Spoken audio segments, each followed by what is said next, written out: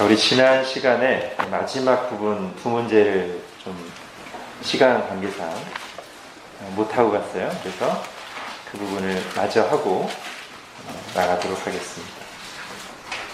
지난주에 한 내용은 이스라엘 백성들의 원망 불평이 시작됐고요.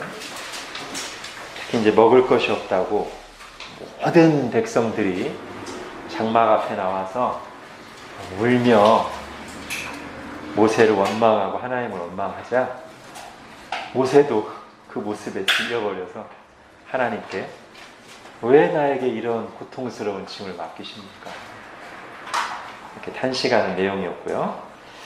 하나님께서 두 가지 해결책을 주시는데, 하나는 모세를 도와서 이스라엘 백성들을 섬길 70명의 장로들을 세우라는 것이었고, 그렇게 해주셨고, 또 하나는 너희들이 원하는 대로 고기를 주겠다. 어느 정도만 주냐면 한 달 동안 아예 그냥 고기 냄새를 맡기 싫을 정도로 원 없이 먹여주마. 이게 하나님의 말씀이었는데, 이제 오늘 그것에 대한 모세의 반응 더 보도록 하겠습니다. 어디인지 아시죠? 자, 문제 읽겠습니다. 이스라엘 백성에게 한 달간 질리도록 고기를 먹이시겠다는 하나님 말씀에 모세는 어떤 반응을 보입니까?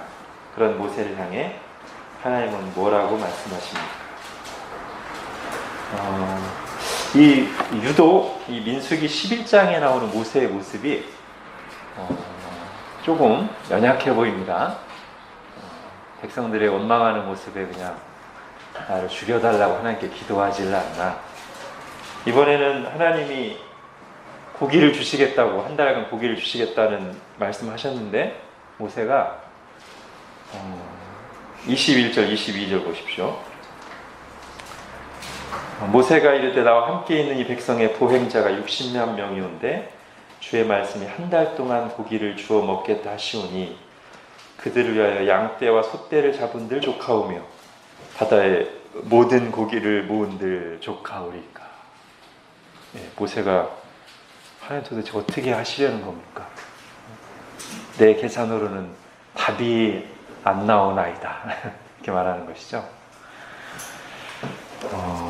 여러분 참 어떻습니까? 모세가 이렇게 반응하는 게 조금 의아스럽기도 하죠. 모세 자신이 그 엄청난 기적들을 친히 하나님께 쓰임받으면서 했던 사람인데, 홍해를 가르고 10가지 재앙 중에만 봐도 파리떼, 개구리떼를 나라 안에 가득 차도록 불러 모으는 기적을 했던 사람이고, 그 중에 하나만 좀 자세히 생각해도 하나님 한 달간 고기 먹이시는 거야? 누워서 떡 먹기지 라고 생각할 수 있잖아요. 근데 모세가 이렇게 말합니다. 양떼와 소떼를 잡은들 조카오며 바다에 모든 고기를 모은들 조카오니까.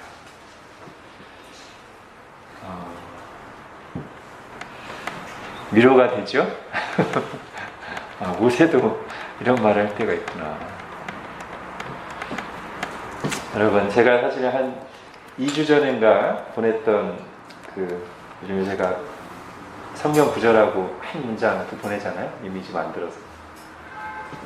사실은 이 본문 때문에 보낸 겁니다. 하나님은 우리에게 너무 자주 과소평가를 당하십니다. 이 본문을 묵상하다가 떠올라서 보낸 겁니다. 그렇죠?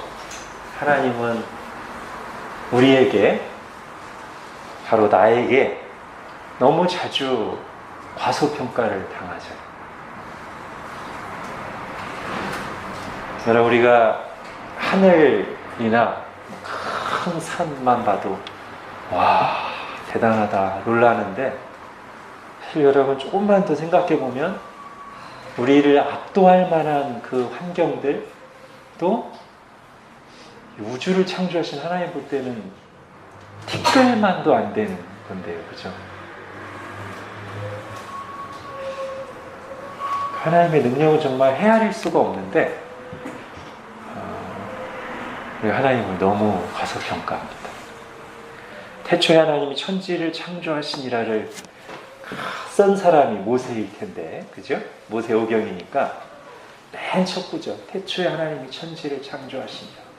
그래서 첫날부터 하나님이 모든 생명체들, 빛과 어둠, 온 우주 만물, 그걸 다 창조한 것을 직접 기록한 사람이 모세일 텐데도 이 말을 한단 말이죠. 양떼와 숫배를 잡은들 조카오며 바다의 모든 고기를 모은들 조카옵니다. 우리 눈이 한번 그냥 현실에 한번 딱 이렇게 메이고 나면, 그죠? 이런 말이 나오는 것 같아요. 우리 입에서. 우리는 의도적으로 처음에 마음에 막 확 와닿지 않아도 하나님이 얼마나 크신가 이렇게 묵상을 좀 해야 됩니다. 그렇죠? 여러분 어떤 생각을 딱 하시면 하나님의 광대하심, 전능하심 이렇게 딱 그 묵상으로 딱 이어집니까? 네? 오병이요. 예. 그런 걸 한두 가지씩 가지고 있으셔가지고 정말 낙심되고 현실이 너무 크게 보일 때 그것만 딱 생각하면 이런 하나님인데, 그죠? 자, 이제 하나님이 모세의 이런 말에 뭐라고 답변하신 지 같이 한번 읽어보겠습니다. 23절입니다. 시작. 여호와께서 모세에게 이르시되 여호와의 손이 짧으냐 내가 이제 내 말이 내게 응하는 여부를 보리라. 예. 저는 그 표준 세번역이 조금 더 와닿는 역분 같습니다. 나의 손이 짧아지기라도 하였느냐. 내가 지금까지도 되게 엄청난 능력을 베풀고 여기까지 끌어왔는데 갑자기 지금 와가지고 내가 아무것도 못할 하나님인 것처럼 나를 과소평가하는, 내 손이 짧아지기라도 하였느냐. 이제 내 말씀대로 되는 것을 보리라. 그렇죠? 어서 오십시오. 말씀대로 되는 것을 보리라. 자, 우리 마지막 문제 보겠습니다. 자, 내추라기와 제약. 자, 그래서요, 이제 하나님이 말씀하신 대로 바로 다음 날부터 고기를 보내주시는데, 메추라기를 보내주십니다. 거기 읽겠습니다. 바람이 여호와에게서 나와 바다에서부터 메추라기를 몰아 진영 곁 이쪽 저쪽 곧 진영 사방으로 각기 하룻길 되는 지면 위 2규빗쯤에 내리게 한지라. 고기가 아직 이 사이에 씹히기 전에 여호와께서 백성에게 대하여 진노하사 심히 큰 재앙으로 치셨으므로 그곳 이름을 기브롯 핫다아와 탐욕의 무덤이라 뜻입니다. 기브롯 핫다아와라 불렀으니 욕심을 낸 백성을 거기 장사함이었더라.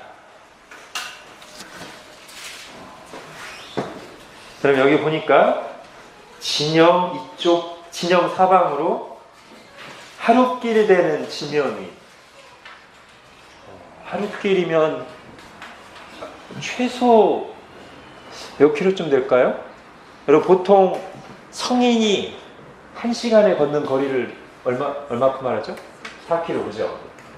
성인이 1시간에 4km거든요? 그럼 이제 한나절이라고 하는데, 하룻길 뭐 한 9시간만 할까요? 36km. 사방으로 36km. 엄청난 면적이죠? 거기에 2규빗쯤 내리게. 한 규빗이 얼마예요? 요거죠? 성인 남자 손끝에서 여기까지. 보통 45cm에서 50cm. 50cm로 하겠습니다. 그럼 2규빗이니까 1m, 그죠? 36km, 사방 36km에 1m씩 고기가 쌓여있어요. 메추라기가. 징그러울 것 같아요, 그죠? 아마 원래는 하나님이 한 10km만 하려고 했는데 모세가 21절, 22절을 말하는 바람에 요놈이 나를 뭘로 보고, 그래서 한 36km씩 늘린 것 같아요.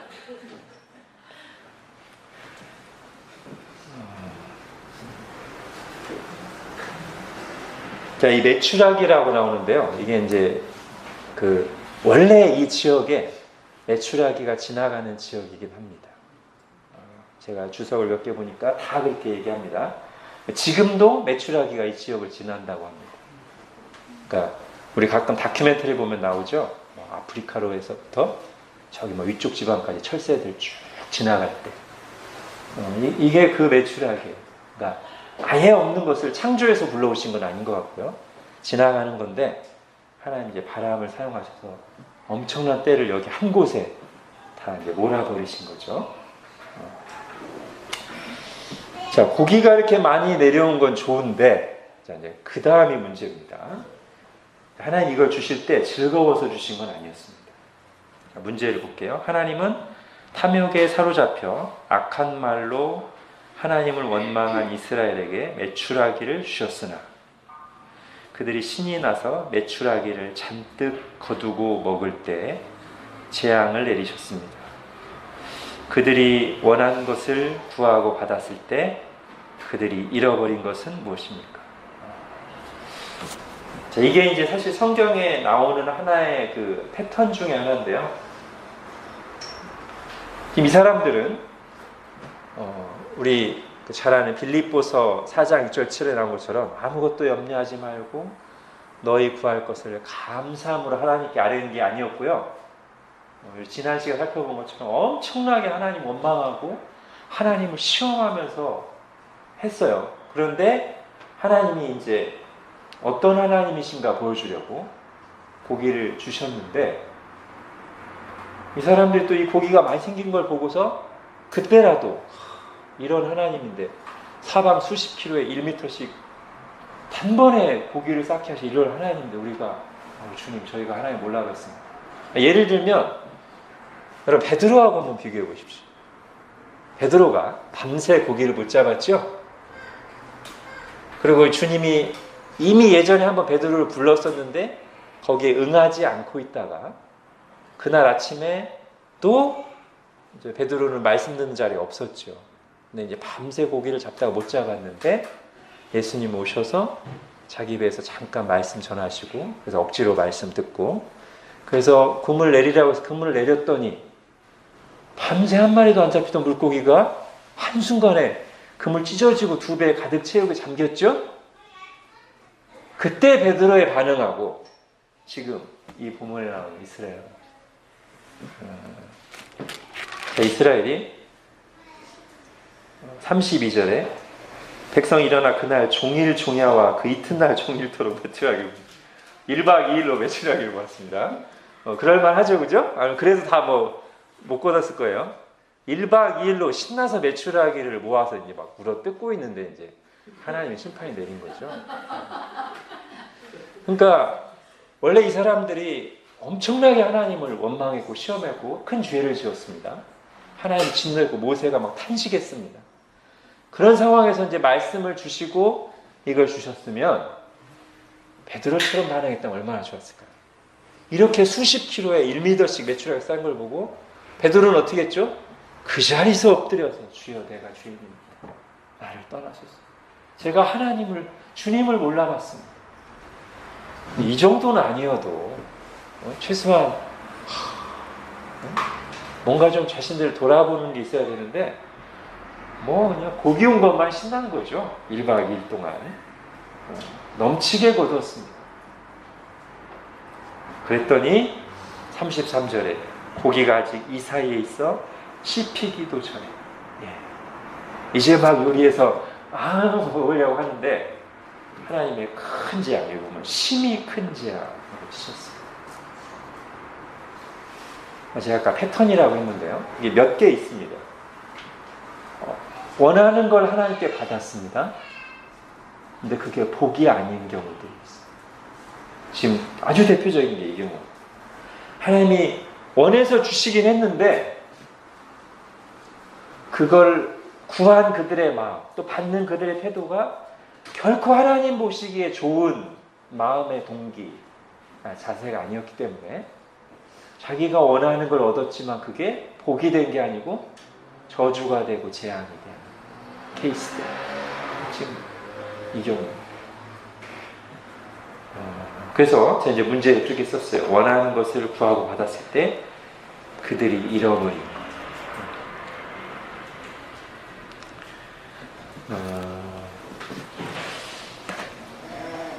것. 사실 이 사람들이 정말 이제 슬퍼해야 할 것은 원래 뭐였냐면 고기가 없는 게 슬픈 일이 아니고 하나님을 향한 감사와 신뢰를 잃어버린 내 자신의 영적 상태. 그죠? 그게 사실은 이제 우리가 영적으로 정상적인 상태에 있으면 그게 슬픈 일이거든요.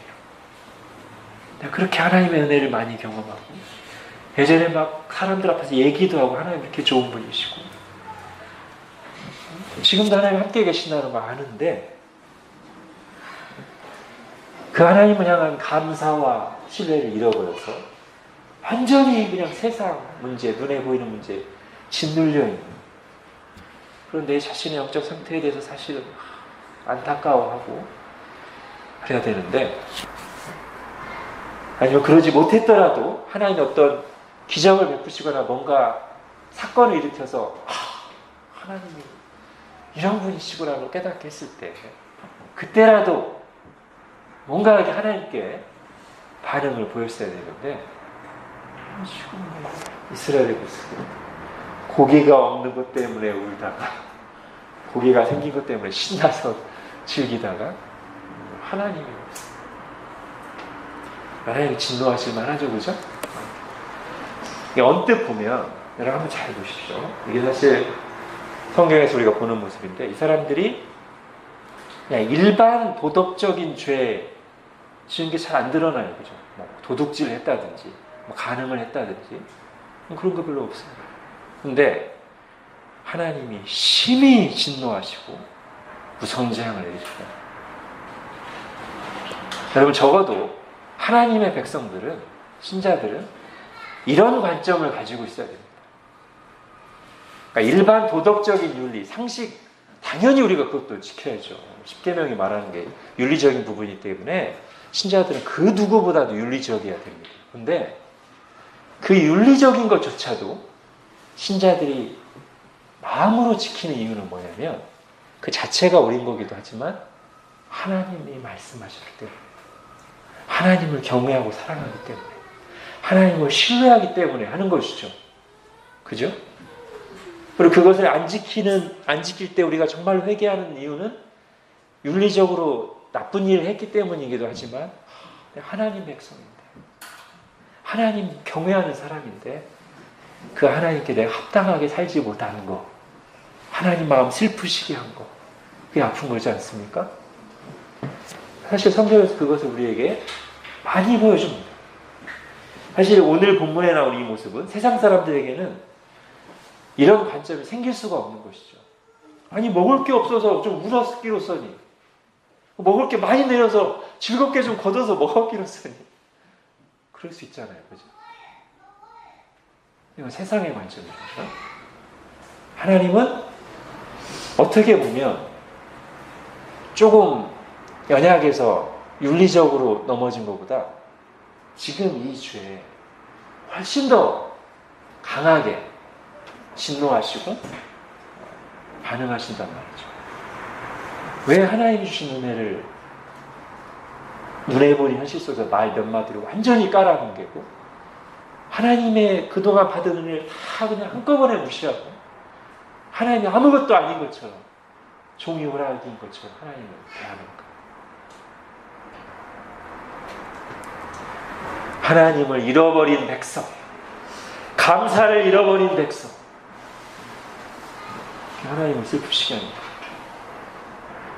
그래서 우리도 뭐에 대해서 슬퍼해야 되냐면 다시 한번 말씀드리면 당장의 현실, 어려우니까 어렵다고 하나님께 기도하면 돼요. 안 어려운 척 할 필요는 없고 하나님 너무 힘듭니다. 도와주세요 하면 되는데 하나님께 대한 감사가 없어져. 하나님에 대한 찬송이 없어져. 하나님께 드리던 기도 시간이 그냥 없어지고 하나님에 대한 신뢰가 없어지고 자기의 그런 모습을 어느 순간 어떤 사건을 통해서 딱 발견했다면 내가 왜? 그렇게 은혜를 많이 입었는데 왜 지금 이 지경이 됩니까? 그죠? 이런 걸 슬퍼야 된다는 것이죠. 이게 우리가 오늘 본문에서 볼 수 있는 그런 하나님의 마음, 그런 것입니다. 그 사실은 하나님이 꼭 오늘 본문에 나온 것과 같이 이렇게 직접적인 심판을 내리지 않아도요, 로마서 1장에 나오는 것처럼 내버려 두심, 그죠?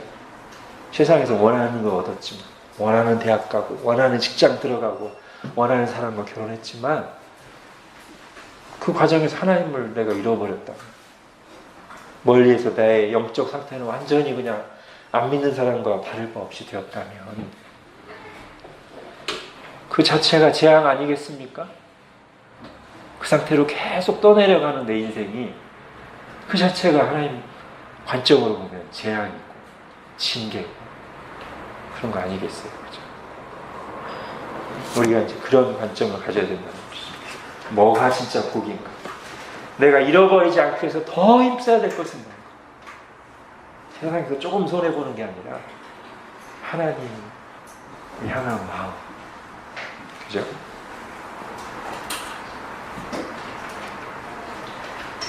자, 그래서요, 제가 전에 한번 금요 기도회 때 두세 번 정도 연속으로 전한 말씀 중에 이스라엘의 역사를 이렇게 쭉 노래한 시편이 있었죠? 시편 105, 106, 107편. 그 106편을 한번 보시겠습니다. 시편 106편 한번 찾아볼게요. 시편 106편이 지금 이때 상황, 매출하기를 구하면서 하나님 막 원망했던, 시험했던 그때 상황을 이제 노래한 부분이 있어요.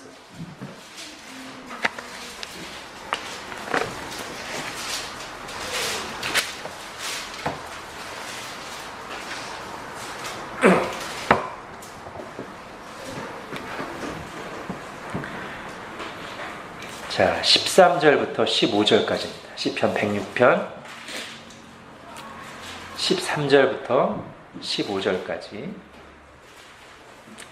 제가 13절 읽고 여러분이 14절 읽고 그 다음 15절 같이 읽겠습니다. 그러나 그들은 그가 행하신 일을 곧 잊어버리며 그의 가르침을 기다리지 아니하고 하나님께서 욕심을 주게 되며 사막에서 하나님을 시험하였도다. 그러므로 여호와께서는 그들이 요구한 것을 그들에게 주셨을지라도 그들의 영혼은 쇠약하게 하셨도다. 아멘. 이게 제가 아까 말한 그 패턴이라는 겁니다. 그들이 요구한 것을 그들에게 주셨을지라도 그들의 영혼은 쇠약하게 하셨도다. 우리는 이런 말씀이 응하는 자들이 되어서는 안 되겠죠, 그죠? 일단 우리가 원하는 것 자체가 하나님의 마음에 맞는 것이어야 되겠고, 그리고 하나님이 복을 주셨을 때 그것에 마음을 빼앗겨서 하나님을 잃어버리고, 세상적으로는 괜찮지만 영혼은 쇠약해지는 그런 비극이 우리에게는 또는 우리 자녀들에게는 없어야 되겠습니다.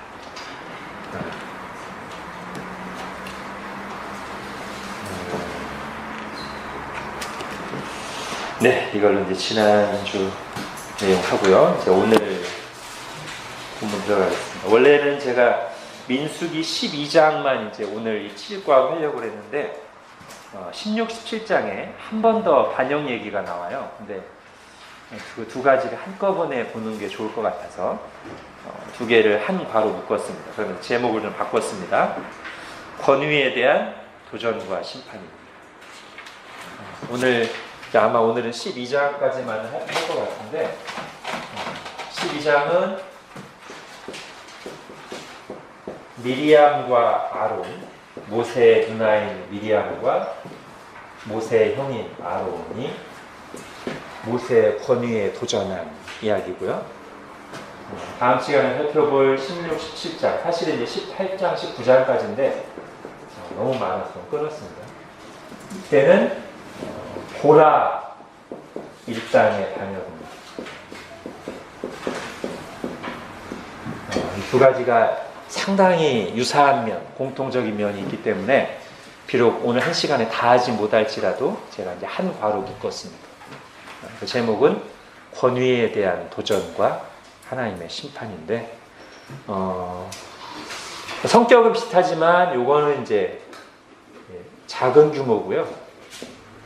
요거는 굉장히 큰 대대적인 반역입니다.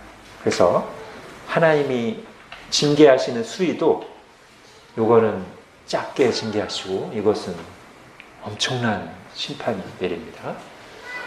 자, 한번 보겠습니다. 먼저 요절을 읽을게요. 12장 2절 같이 읽겠습니다. 시작. 그들이 이르되 여호와께서 모세와만 말씀하셨느냐 우리와도 말씀하지 아니하셨느냐. 네. 여호와께서 이 말을 들으셨더라. 제가 본문 요약 읽겠습니다. 모세의 친남매인 선지자 미리암과 대제사장 아론은 모세의 아내가 이방 여인이라는 것을 트집잡아 모세를 비판하면서 자신들도 모세와 동등한 권위를 가지고 있다고 주장했습니다. 하나님께서는 즉시 그들을 부르셔서 말씀하시고 미리암을 징계하심으로써 모세의 권위를 지켜주셨습니다. 얼마 후 레위 지파에 속한 고라와 그를 따르는 일당들이 다시 한번 모세와 아론의 권위에 도전하며 대규모의 반역을 일으켰습니다. 하나님께서는 무서운 심판을 내리셨으며 아론의 지팡이에 싹이 나게 하심으로써 하나님이 세우신 권위와 질서를 분명하게 재확인해 주셨습니다. 자, 이제 구절 살피기 보겠습니다. 12장 1절 2절. 모세가 구스 여자를 취하였더니 그 구스 여자를 취하였으므로 미리암과 아론이 모세를 비방하니라. 그들이 이르되 여호와께서 모세와만 말씀하셨느냐 우리와도 말씀하지 아니하셨느냐 하매 여호와께서 이 말을 들으셨더라. 자, 미리암과 아론이 모세를 비난하는데 그 이유가 뭐냐면 모세가 구스 여인을, 구스가 보통 성경에서 보면 어느 나라냐면 이디오피아입니다. 모세가 이디오피아 여인을 아내로 얻은 것에 대해서 미리암과 아론이 비난했습니다. 우선 이 내용 자체부터 조금 살펴보고 가겠습니다. 이게 무슨 사건인가? 그리고 이게 정말 비난받을 일인가? 이거부터 먼저 볼게요. 두 가지 해석이 있습니다. 하나는 이 구스 여인이 누구냐면 모세 아내 이름이 뭐죠? 예, 시보라일 것이다. 네? 이거 왜 이런 해석이 가능하냐면 일단 지금 이게 과거로 돼 있습니다. 모세가 구스 여인을 취하였다 이게 과거로 돼 있어요. 영어 성경에 보면 과거 완료로 돼 있으니까 과거의 아내를 취해서 지금까지 그 아내를 데리고 있는 상태로도 볼 수 있어요. 근데 한 가지 시보라라고 하면 우리가 좀 걸리는 것이 모세가 어디 있을 때 취한 아내죠? 어느 광야에 도망쳤을 때? 미디안, 그죠? 시보라는 미디안 여자로 알고 있고 미디안 사람. 그리고 모세의 장인에 대해서도 이 민수기에서도 보면 미디안 사람이라고 나옵니다. 근데 구스 여인이라고 하니까 당장에 시보라가 생각이 안 나는 건데 여러분 미디안은 지역 이름이에요. 여기에 여러 족속들이 있을 수 있습니다.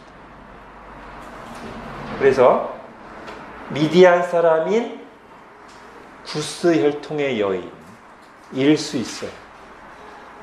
그런데 그럼 원래 시보라를 아내로 얻은 지는 오래됐죠. 오래됐는데 이제 와서 이제 이걸 문제 삼는 것이죠. 뭔가 다른 속내가 있어서. 그게 이제 첫 번째 가능성이고요. 자, 두 번째는 십보라가 아닌 경우죠. 지금 이 광야 한가운데에서 광야에서 막 이동하고 있는 중에 지나가는 에티오피아인을 잡아서 결혼했겠습니까? 구스 여인이 누구라고 짐작하는 것이 가장 자연스럽냐면 출애굽기에 보면 이집트에서 이스라엘 백성들이 나올 때 하나님이 10가지 재앙을 내리시고 큰 권능을 보이셨기 때문에 이스라엘 백성들이 나올 때 수많은 잡족들이, 그러니까 다른 족속들이 따라 나왔습니다. 그래서 지금 이 광야에는 순수 히브리인들만 있는 게 아니고요. 적지 않은 수의 이방인들이 섞여 있습니다. 그 중에 한 여인일 거예요. 그렇게 보는 게 가장 자연스럽습니다. 함께 출애굽한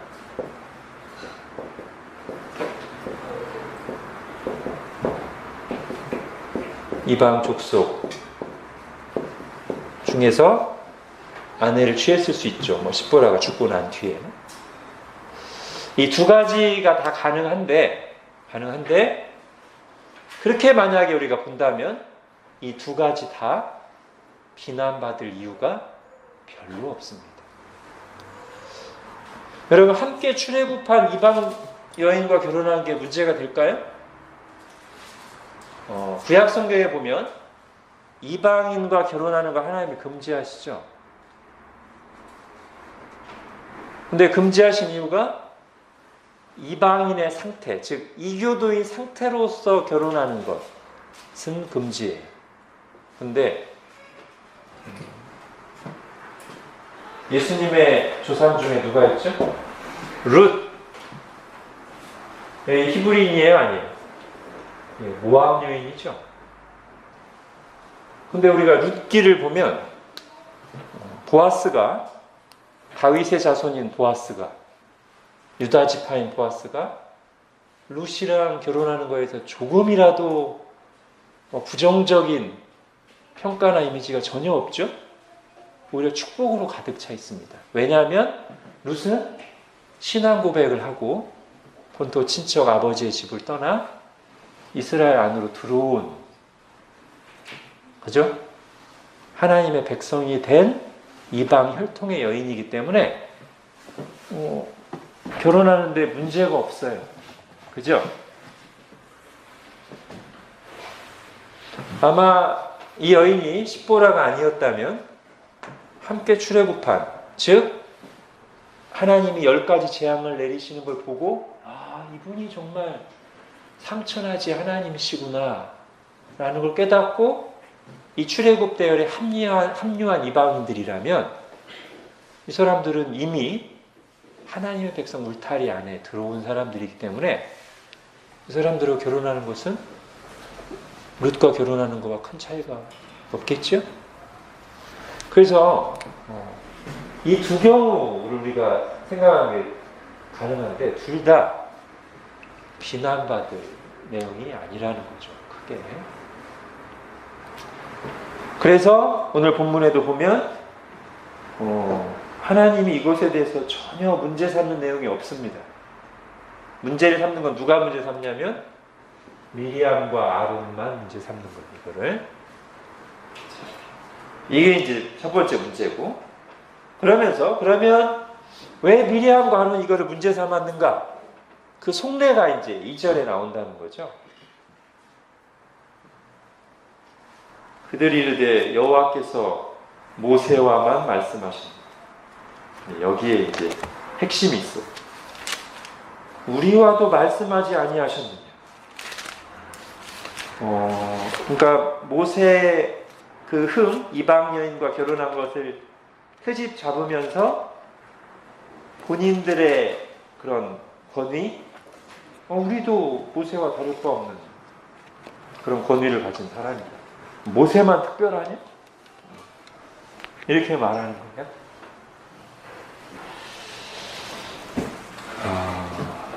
같은 가족이고, 그죠? 형과 누나고. 그리고 하나님이 세우신 지도자예요. 이 사람들도 보통 사람들이 아니에요. 대제사장이고 아론은 선지자예요. 그러니까 모세의 가족이면서 하나님이 세우신 이렇게 중요한 하나님의 직분자들이기 때문에 누구보다 모세를 잘 이해해 줬어야 될, 모세를 잘 동역해 줬어야 될 사람들인데 가슴 아프게도 가장 그랬어야 될 이 사람들이 가장 먼저 모세의 권위에 도전한 사람들로 등장합니다.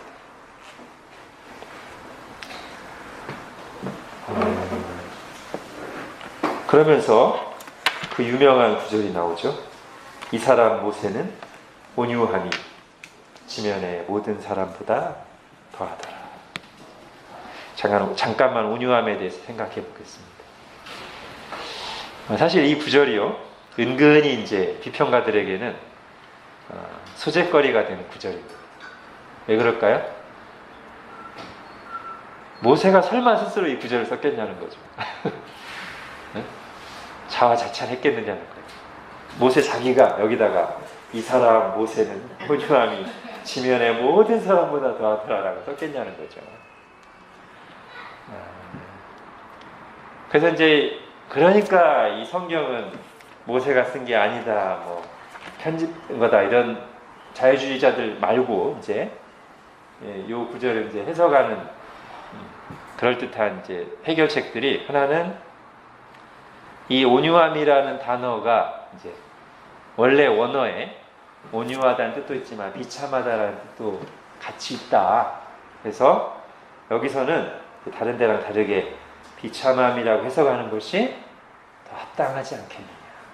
그러면 모세 자신이 썼다고 해도 전혀 문제가 되지 않으니까요. 그렇게 읽어볼까요? 이 사람 모세는 비참함이 지면의 모든 사람보다 더하더라. 모세가 썼다고 말할 때는 그렇게 하면 무리는 없겠으나 문맥상으로는 조금 이제 어색하긴 합니다. 미리암과 아론이 비판하고 들었다고 해서 세상 모든 사람보다 비참한 사람이 되는지는 조금 자연스럽진 않아 보여요.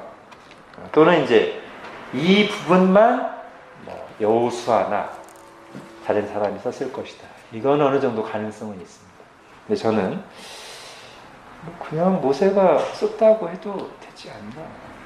저는 그런 입장입니다. 그리고 일단은 온유함이라고 해야 성경 전체와 참 잘 맞는 면이 있어요. 이게 뭐냐면, 여러분 그 온유함의 뜻이 뭔가 성경이 말하는 그거를 이제 가장 잘 보여주는 본문 중에 하나 또 어디냐면 시편 37편입니다. 한번 찾아보겠습니다. 이미 시편 37편은 제가 우리 교회를 이루고 난 뒤에 몇 번이나 언급했고 설교도 했기 때문에 다 아시겠지만, 근데 한 번 더 보시죠. 시편 37편.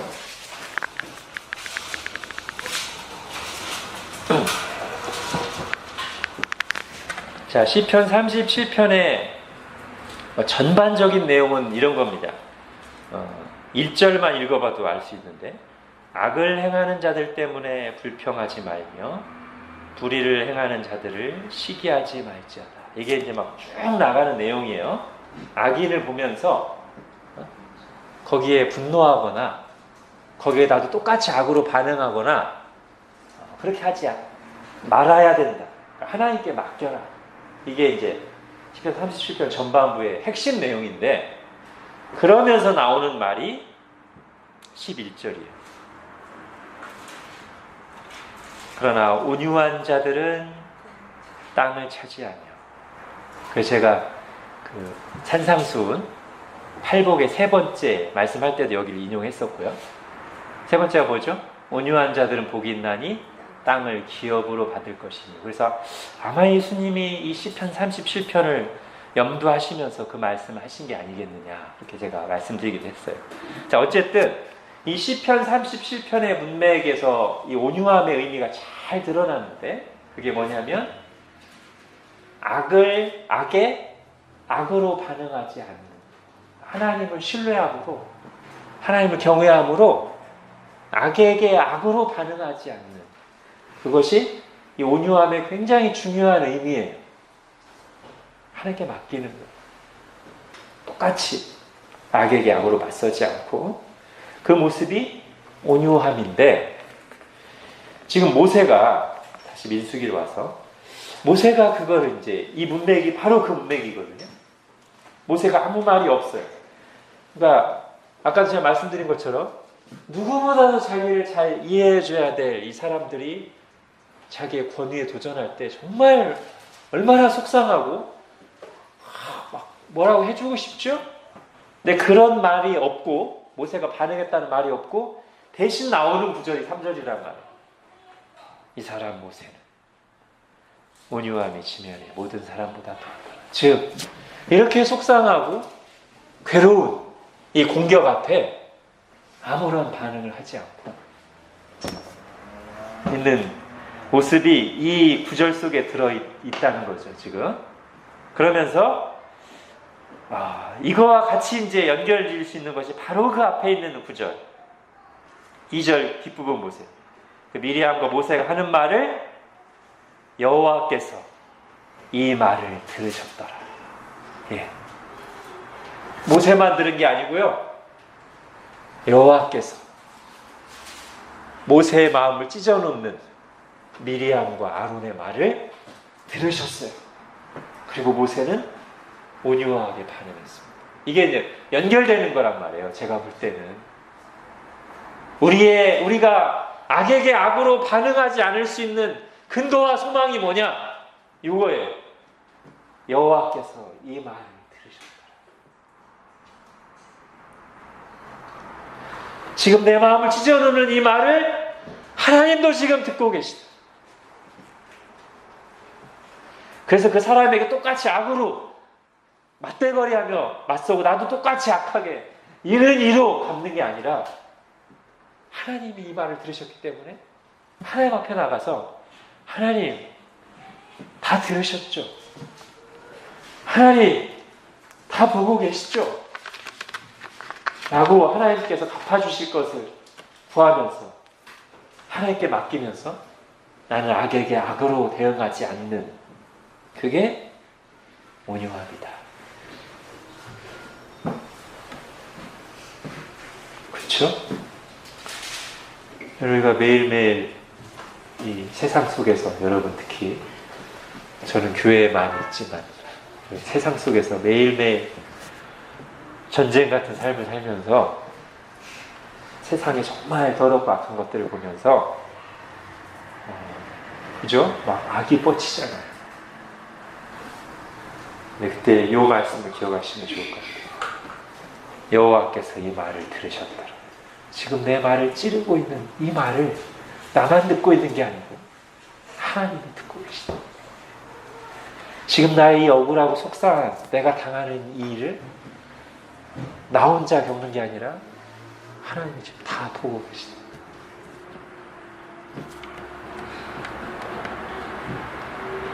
그런 믿음이 우리에게 있어야 온유하게 반응할 그 좀이라도 나오죠, 그죠?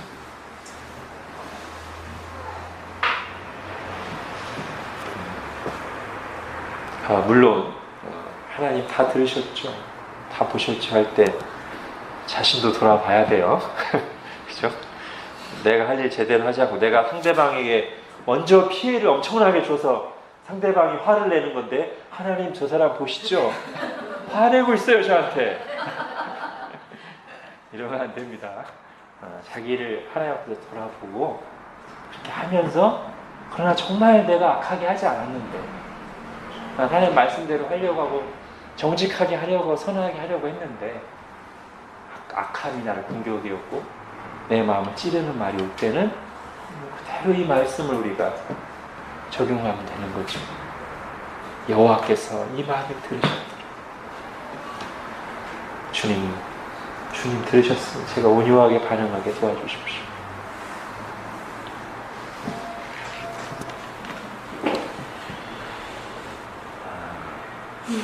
여기까지는 하고 가야 될 것 같습니다. 자, 그래서 그 다음 보겠습니다. 하나님께서 미리암과 아론이 하는 말을 들으시고 어떻게 반응하셨습니까? 4절부터 10절인데요. 4절. 여기서 조금 우리가 이제 그냥 지나치기 쉬운데 좀 특별한 단어가 하나 있습니다. 4절에 여호와께서 갑자기 갑자기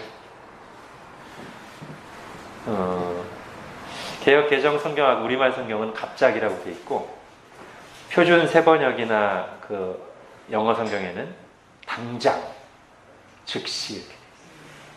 그러니까 미리암과 아론이 이렇게 모세의 권위에 도전하는 말을 했을 때 하나님이 이 말을 들으셨고 들으시자마자 당장 즉시 모세와 아론과 미리암에게 너희는 나한테 나와봐라.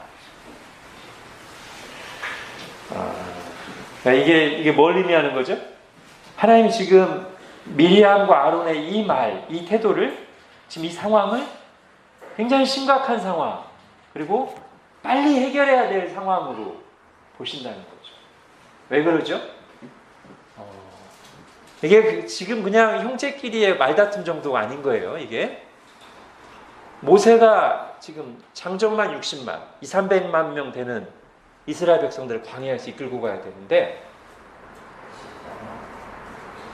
그 영적 권위가 무너지면 그리고 이런 말들, 도전하는 말들과 불만의 말들이 공동체 안으로 확 퍼지면 굉장히 힘든 상황인 거죠. 또 하나는 모세, 아론, 미리암이 이제 말하자면 이 이스라엘 공동체에서 최고의 영적 리더 그룹이잖아요.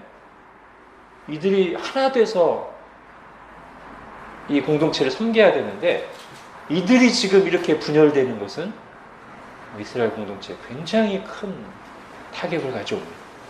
그렇기 때문에 이 두 사람이 모세를 비방하는 말을 하고 모세의 권위에 도전할 때 여호와께서 갑자기 여호와께서 당장 즉시 개입하셨다는 것이죠.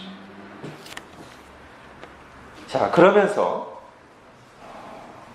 특히 일단 3명을 한꺼번에 부른 다음에 다시 거기서 미리암과 아론을 앞으로 나오라고 하시죠. 그리고 얘기하시는데 6절부터 한번 보십시오. 내 말을 들으라. 너희 중에 선지자가 있으면 나 여호와가 환상으로 나를 그에게 알리기도 하고 꿈으로 그와 말하기도 하거니와 내 종 모세와는 그렇지 아니하니 그는 내 온 집에 충성함이라. 그와는 내가 대면하여 명백히 말하고 은밀히 말로 하지 아니하며 그는 또 여호와의 형상을 보고는 너희가 어찌하여 내 종 모세 비방하기를 두려워하지 아니하느냐. 이게 지금 하나님의 답변인데요. 2절에 하나님 모세와 말씀하셨냐? 우리와도 말씀하지 않았냐? 이 말은 모세만 특별해? 우리 또 모세와 다를 게 뭐가 있어? 이 말이잖아요. 이 말에 대한 주님의 답변이에요. 모세만 특별하냐? 이 말에 하나님이 그래 모세 특별하다. 이렇게 답변하세요. 지금 6절부터 8절.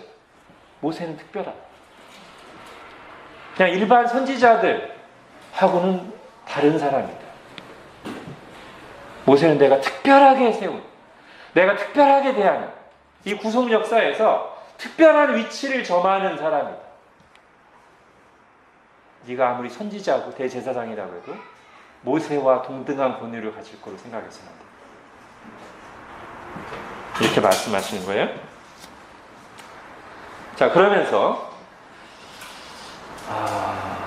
이제 징계를 내리시는데 이제 말씀을 일단 주시고 징계를 내리시는데 미리암이 나병이 걸립니다.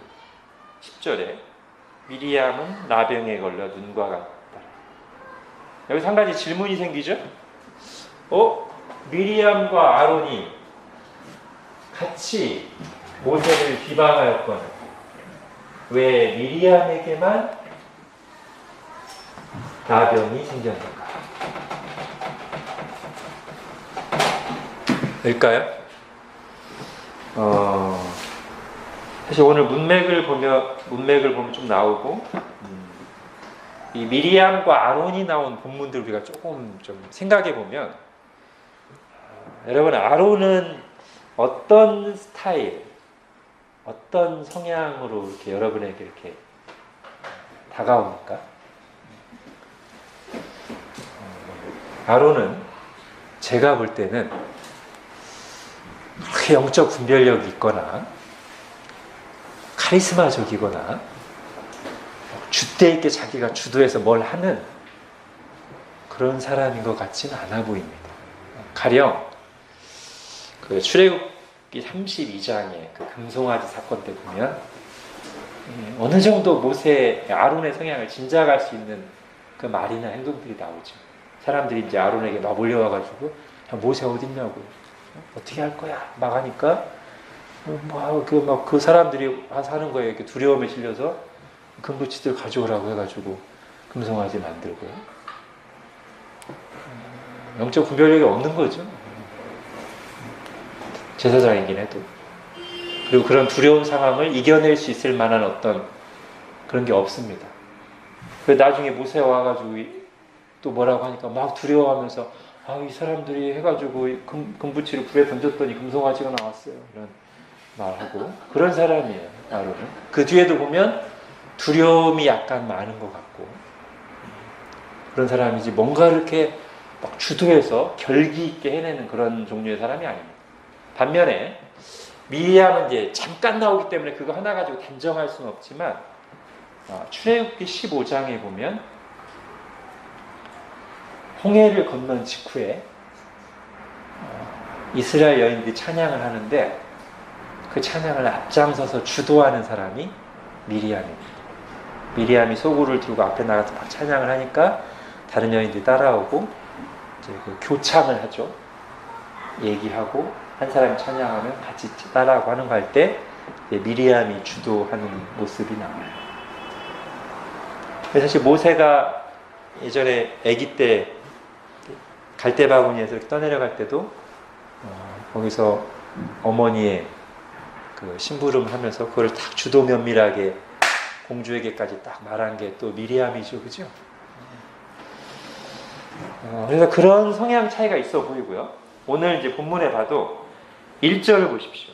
12장 1절에 보면 원래 순서상 아론과 미리암이 나오는 게 성경의 전형적인 패턴입니다. 대제사장이기도 하고 남자이기도 하고. 그런데 12절에 보십시오. 모세를 비방하니라는 이 문장에서는 미리암과 아론이 모세를 비방하니 이렇게 합니다. 네, 미리암이 여기서 앞에 나와요. 그리고 이제 원어까지 가면 이 12장 1절이 말하였다라는 말로 시작하는데 그 말하였다라는 동사가 여성 3인칭 단수로 되어 있습니다. 그러니까 거의 확실합니다. 지금 이 상황에서 이 말을 한 것도 미리암이고요. 이 모세에 대한 도전을 주도한 게 미리암인 게 거의 확실합니다. 그리고 아론은 늘 그랬듯이 거기에 그냥 그 막 카리스마적인 누나 선지자가 하니까 자기도 약간 좀 불만이 있다가 거기에 그냥 동조한 것 같아요. 느낌에. 자, 그래서 하나님이 징계를 내리실 때 미리암에게 나병을 내리십니다. 그랬더니 아론은 이전과 같은 패턴대로 즉시 두려워하면서 모세에게 내 주여 불쌍히 여기소서 하면서 또 탄원을 하죠. 여러분, 하나님은 정확히 보시고 공의롭게 심판하는 분이십니다. 책임의 크기와 죄의 경중에 따라, 그리고 무엇보다 마음의 중심을 보시고 판단하는 분이십니다.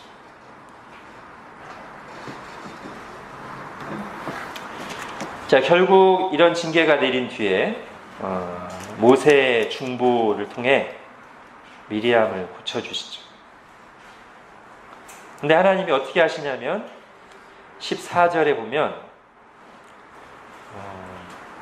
일주일 동안은 미리암을 진영 밖에다 가두어 놓으라고.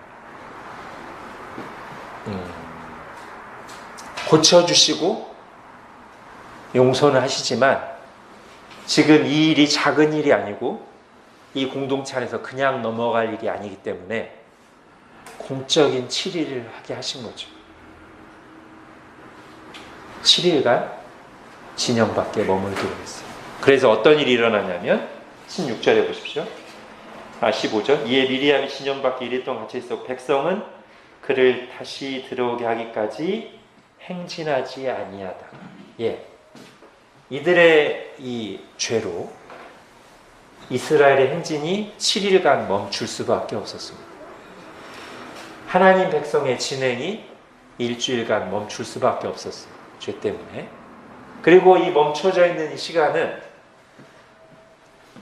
이 도전을 했던 미리암과 아론뿐만 아니라 행진을 멈춘 상태로 이 상황을 두 눈으로 똑똑히 보고 있던 이스라엘 백성들이 다 같이 교훈을 얻는 시간으로 보내야 했던 시간입니다. 아, 그렇구나. 하나님이 모세를 세우셨고 하나님의 모세의 권위를 세우시는구나. 거기에 이렇게 인간적인 생각을 가지고 도전해서는 안 되는구나. 하나님 직접 개입하시는구나. 그런 교훈을 얻었어야 되는 시간이었어요. 자, 그런데 곧 이어서 나올 고라 일당의 반영을 보면 이스라엘 백성들은 여기서 별로 교훈을 얻었던 것 같지는 않습니다. 시간이 좀 지나긴 했지만 이 문제까지 끝내야 다음에 고라에 넘어가니까요. 자, 이 본문의 내용이 오늘날 교회 안에서 어떻게 적용될 수 있을지 생각해 보십시오. 자, 우선 잘못된 적용부터 하고 가겠습니다. 이게 뭐냐면 이 본문을 근거로 해서 목회자들의 죄를 지적하지 말고 하나님께 맡겨야 한다는 주장은 옳지 않습니다. 두 가지 점에서 그런데 오늘 앞에 설명을 쭉 들으셨으니까 이미 다 내용이 있습니다. 하나는 아까 제가 말씀드린 것처럼 지금 이 미리암과 아론이 비난한 모세의 잘못은 비난할 내용이 아니에요. 이거는 모세가 정말 심각한 하나님 앞에 큰 죄를 졌다면 그것에 대해서 비판한 거에 대해서 하나님이 이렇게 하시지 않았을 것 같아요. 제 생각. 근데 지금 이것은 미리암과 아론이 자기들 권위를 좀 내세우려고 트집 잡은 거지 모세에게 정말 결정적인 하나님 앞에 죄가 되는 문제가 아니었습니다. 두 번째는 지금 말씀드린 것처럼 모세는 특별한 사람입니다. 그런데 오늘날 목회자나 영적 지도자들이 이 본문에서 그대로 모세 자리에 자기를 치환해 넣어서 자, 모세에게 뭐라고 한 사람 나병 걸렸지? 자, 목회자에게 뭐라고 하면 이건 안 맞아요. 그럴 수가 없어요. 여기는 어떤 영적 지도자도 여기 그대로 자기를 치환할 수 있는 그런 성격이 아닙니다. 모세가. 아까 말씀드린 것처럼 특별한 사람입니다. 모세의 직위를 이제 세 가지로 얘기하면 이집트에서 이스라엘 구원해낸 사람, 그죠? 언약의 중보자,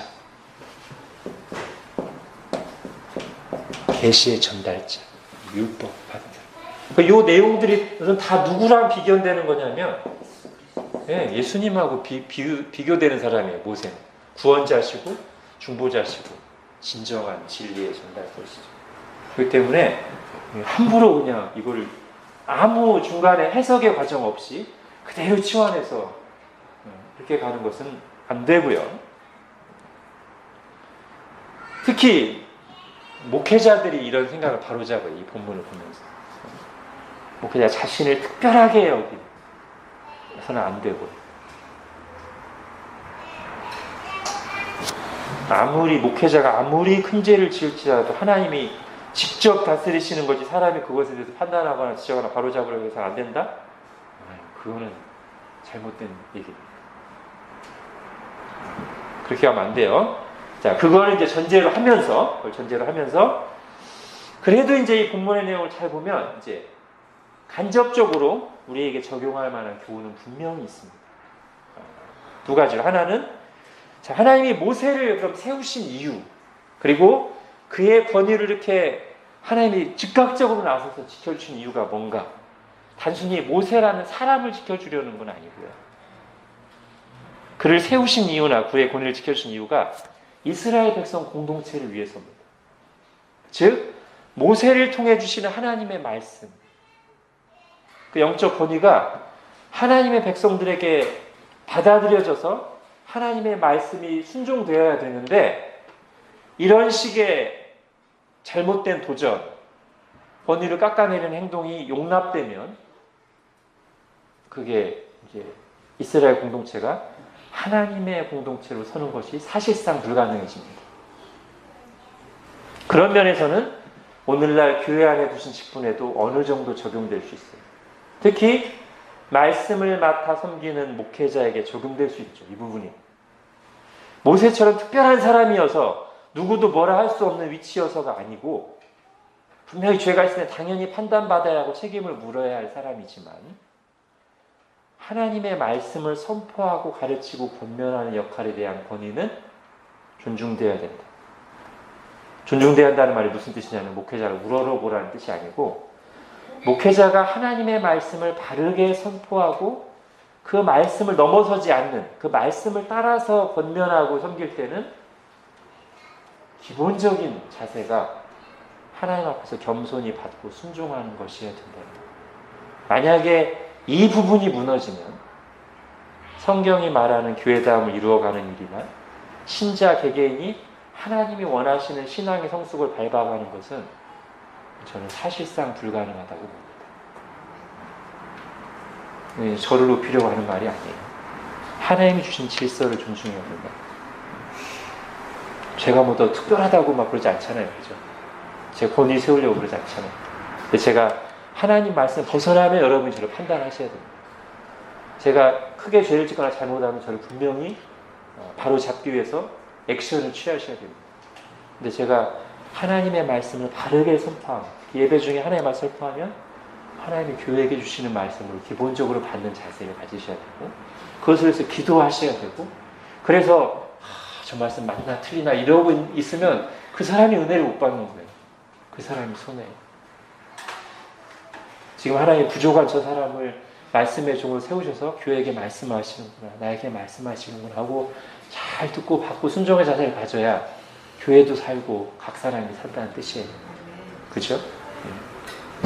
자, 또 하나는 이제 이들의 문제인데, 자, 아까 거듭 말씀드리지만 문제가 있을 때 바로잡는 것은 가능합니다. 근데 그 마음의 동기를 살펴야 돼요. 마음의 동기. 왜 그러는지, 왜 문제를 제기하고, 왜 말을 하고, 왜 반대하는지. 이게 정말 하나님의 영광을 위해서 그러는 건지, 아니면 인간적인 감정, 서운함 또는 나의 편의, 힘든 거 하기 싫어서, 아니면 나를 드러내기 위한 욕심 때문인지, 그걸 하나님 앞에서 잘 자신을 정직하게 살피면서, 이건 내가 정말 나를 위해서가 아니고 나의 어떤 개인적인 감정 때문이 아니라 정말 이것은 하나님의 영광을 위해서, 교회 건강을 위해서 내가 얘기해야 될 것 같아. 그럼 얘기하셔야 돼요. 꼭 기도하면서. 근데 자기가 볼 때 그게 아니면 먼저 자신을 잘 살펴야 돼요. 그죠? 그건 저도 마찬가지죠. 저도 권면하고 막 할 때 제 막 개인적인 감정을 또 욕심으로 하려고 하면 안 되잖아요. 그죠?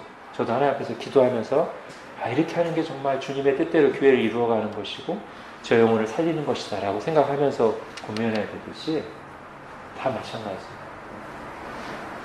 지금 이 문맥에서 가장 큰 문제는 그 부분이 지금 어긋나 있었기 때문에, 그들이 비난한 문제 자체가 하나님 앞에서 큰 문제가 아닌 것도 있었지만 더 큰 거는 이들의 마음의 동기. 그 2절에 나오는 거잖아요. 여호와께서 이 말을 들으셨다. 우리와도 말씀하지 아니하셨느냐. 이 말을 하나님 들으셨단 말이에요. 결국 자기를 내세우려고. 그런 마음의 동기로 미리암과 아론이 이렇게 행동했다는 걸 주님이 다 눈여겨보시고 들으시고 징계를 내린 거라는 거죠. 그래서 여러분, 교회 안에서 이 전자의 목소리, 즉 하나님의 영광을 위해서, 정말 교회를 바로 세우기 위해서, 영혼을 살리기 위해서 내놓는 목소리가 많고, 그것이 기도 소리든, 그죠? 의견이든, 잘못된 것을 바로잡는 소리든, 그 소리가 교회 안에서 이렇게 적절하게 잘 나오면 그 교회는 건강해지고 우리 모두가 유익을 얻을 것이고, 그런 소리가 안 들리면 오히려 위험하죠, 그죠?